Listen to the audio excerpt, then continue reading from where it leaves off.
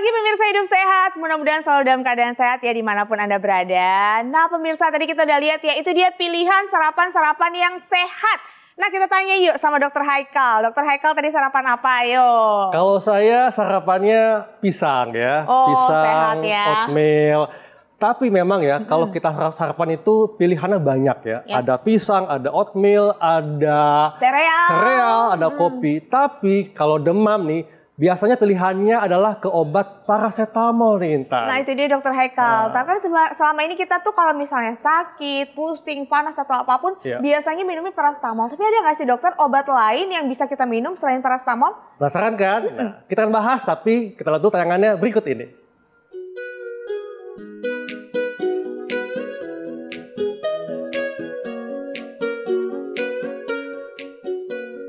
Ketika demam menyerang tubuh kita, mengonsumsi obat penurun panas sejenis paracetamol adalah salah satu cara untuk mengatasinya.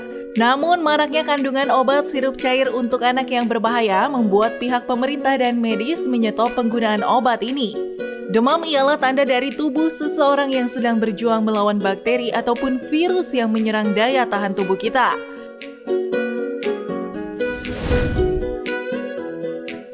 Namun, demam pada anak kerap membuat orang tua panik, apalagi jika demam berlangsung hingga berhari-hari. Selain obat, demam juga bisa diatasi dengan cara mengompres air hangat dan perbanyak minum. Selain itu, konsumsilah makanan-makanan yang sehat. Namun, adakah obat pengganti paracetamol yang bisa kita konsumsi?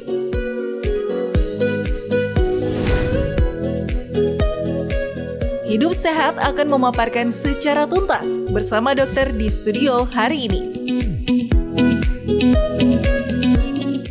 Nah, itu tadi ya, kalau demam kita biasanya langsung mengkonsumsi obat paracetamol. Udah akrab ya masyarakat ya.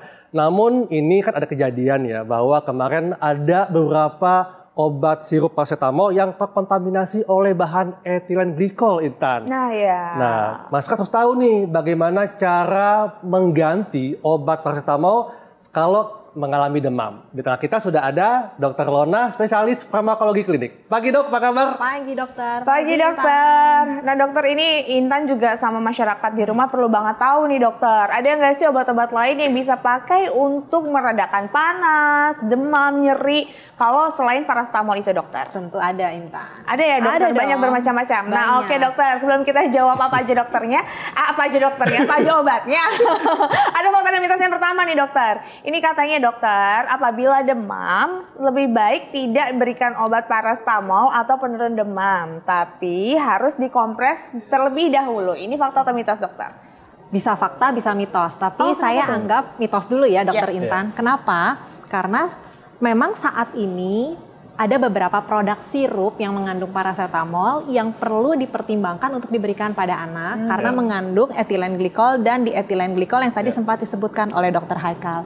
Tetapi saat ini BP POM terus melakukan investigasi untuk memastikan dan memisahkan sirup yang mengandung paracetamol yang aman dan yang tidak aman. Tetapi untuk penanganan pertama di rumah, karena tentunya mama-mama, ibu-ibu yang punya anak kecil ketakutan nih kalau saya kasih anak saya sirup yang mengandung paracetamol, salah-salah bukan menyembuhkan malah membahayakan kesehatan anak saya. Penanganan pertama adalah sebelum dikasih obat paracetamol dipastikan dulu anaknya cukup minum cairan. Jadi kalau anak demam tapi kurang cairan walaupun dikasih obat paracetamol tentunya akan menghambat proses penyembuhan dokter. Setelah itu lakukan kompres hangat. Jangan kompres dengan air dingin atau kompres dengan alkohol. Karena nanti kalau bahan-bahan tersebut menguap tentunya akan mengganggu kesehatan anak atau bayi. Jadi kompres dengan air hangat di daerah ketiak, selangkangan anak. Dan pastikan anak bisa beristirahat dengan tenang. Karena aktivitas pada anak tentunya dapat meningkatkan suhu tubuh. Dan demam tidak tertangani dengan baik. Setelah hal-hal tersebut dilakukan dan anak belum membaik kondisinya atau masih demam, tentunya harus dikonsultasikan dahulu ke dokter atau meminum obat yang mengandung paracetamol yang memang sudah ada informasi dari BP POM atau lembaga terkait aman untuk dikonsumsi. Nah itu pada anak dok ya. Kalau pada dewasa apakah sama dok penanganannya? Pada dewasa kurang lebih sama tetapi tentunya pada dewasa saat ini kan sudah bisa mengkonsumsi tablet secara umum. Tablet paracetamol atau tablet demam atau untuk tata laksana demam yang lain cukup aman untuk orang dewasa. Dok, memang demam ini kan kadang suka bikin orang tua kaget dok ya. Karena memang buah hati tahu yang riang tiba-tiba menjadi pendiam karena demam. Nah, tapi dok, demam ini kan sebetulnya gejala penyakit yang bisa terjadi akibat penyakit yang mungkin nggak berbahaya. Nah, jadi sebetulnya kalau demam ini lebih baik tidak perlu diobati, dok. Fakta atau mitos? Mitos, demam tidak perlu diobati itu mitos Dokter ya. Haikal. Tapi setuju saya sama Dokter Haikal, demam itu adalah simptom atau gejala Intan. Jadi masalahnya bisa karena infeksi, baik infeksi virus, bakteri, jamur, bisa karena peradangan, bisa juga karena penyebab lain dengan gejala klinis demam. Tetapi kalau demam sendiri kita tidak tangani dengan baik, tentunya nantinya akan memperburuk kondisi pasien sehingga tetap perlu mengkonsumsi obat.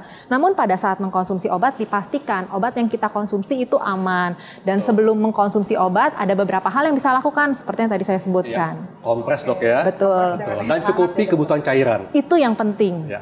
Iya dokter, jadi kalau seandainya ada yang berpikiran karena ini gejalanya kayaknya nggak parah terus nggak perlu diobatin, itu salah ya dokter ya, harus Salah, diobatin. tetap harus Oke, nah diobatin. dokter, ada juga kita sering banget denger nih dokter, namanya ibuprofen nih dokter. Ini katanya ibuprofen juga bisa diberikan untuk obat meredakan peradangan dan juga nyeri di tubuh. Ini fakta atau mitos dokter? Fakta. Oh fakta juga, oke. Ibuprofen merupakan alternatif dari paracetamol untuk tata laksana demam, Ya. nyeri. Namun tentunya ibuprofen juga bukan obat tanpa efek samping. Dan ketika kita sebagai orang tua, ini untuk anak-anak nih dokter, ingin memberikan ibuprofen pada anak, dipastikan aturan pakainya sudah dijalankan dengan baik. Misalnya, umumnya dokter akan menyampaikan, Bu, kalau mau minum obat ini atau minum obat ibuprofen, anaknya dikasih makan dulu ya.